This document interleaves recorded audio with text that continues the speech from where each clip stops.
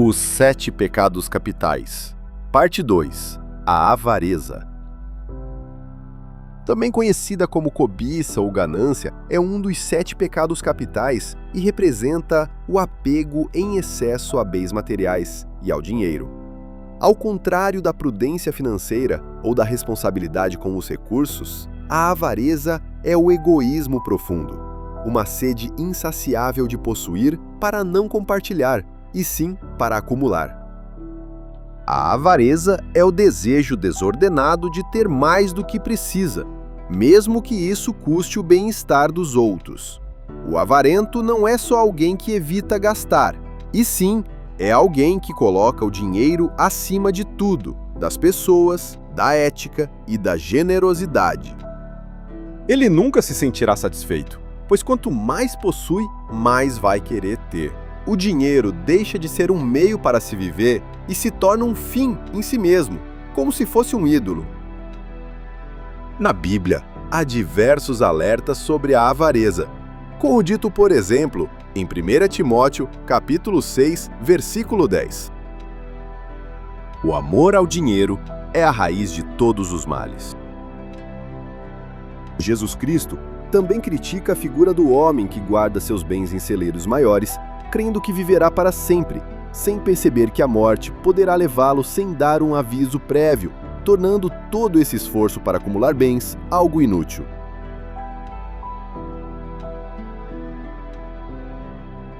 A avareza e suas consequências.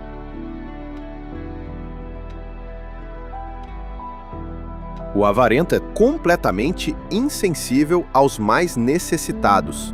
Ele sofre de isolamento emocional. Afinal, quem ama o dinheiro desconfia de todos. O avarento também sofrerá de corrupção moral, já que fará tudo por dinheiro, por lucro. Isso sem falar da constante insegurança, pois terá sua mente dominada por um medo de perder tudo que possui.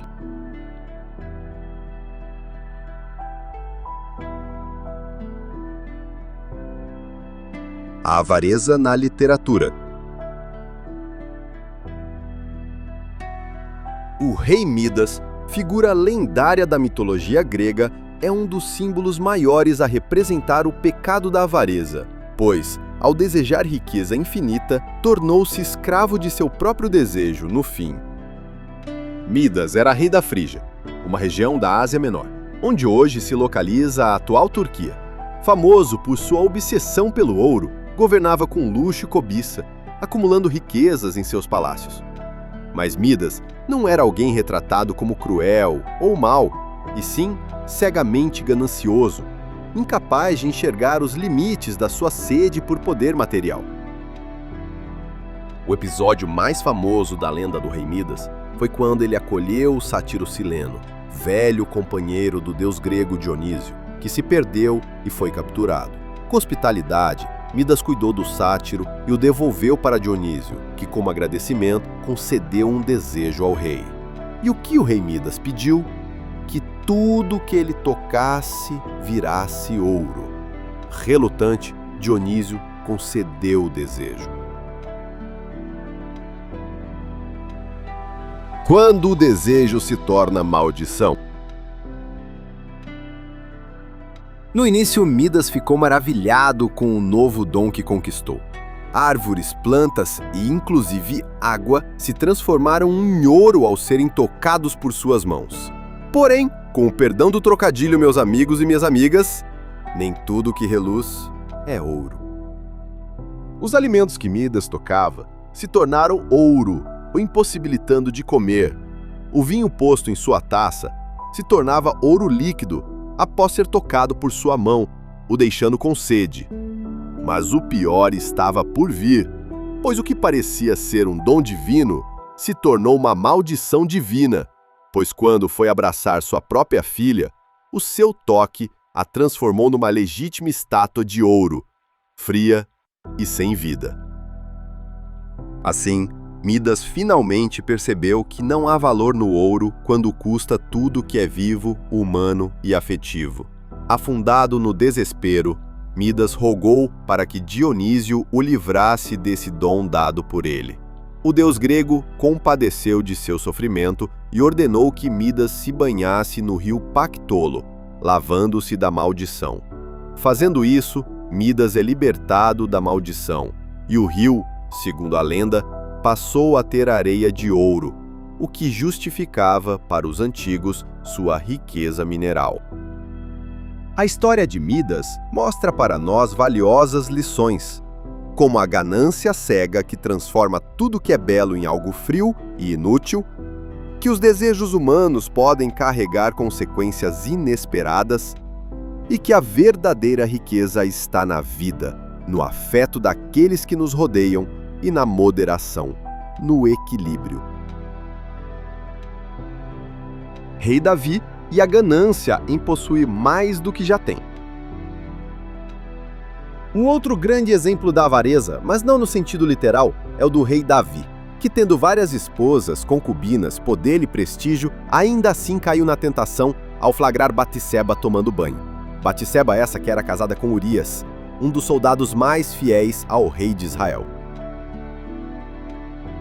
Encantado com a esposa de um dos seus melhores soldados, Davi mandou chamarem Batseba para seus aposentos e dormiu com ela, a engravidando por consequência.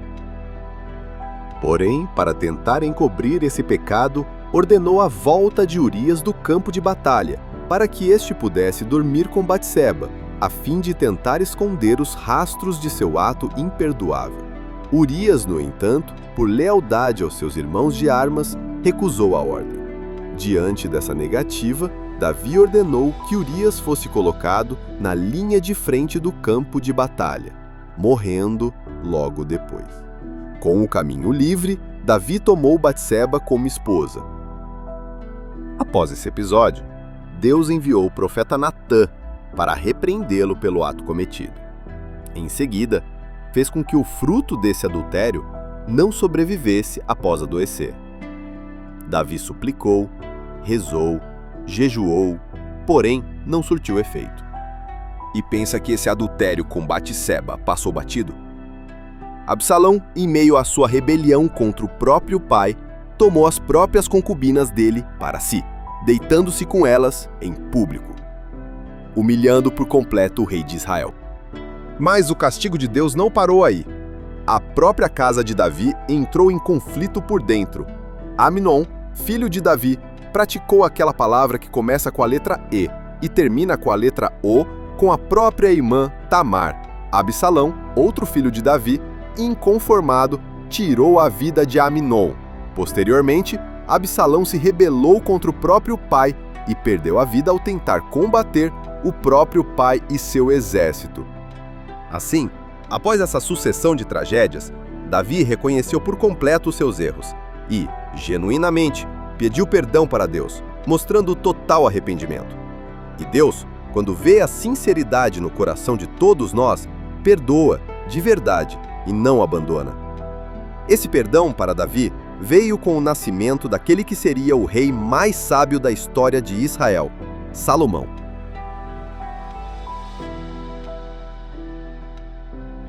Assim sendo, podemos ver que, nos casos de Midas e Davi, a sede em querer possuir mais do que já possui levou os dois a encontrarem logo a consequência de seus atos.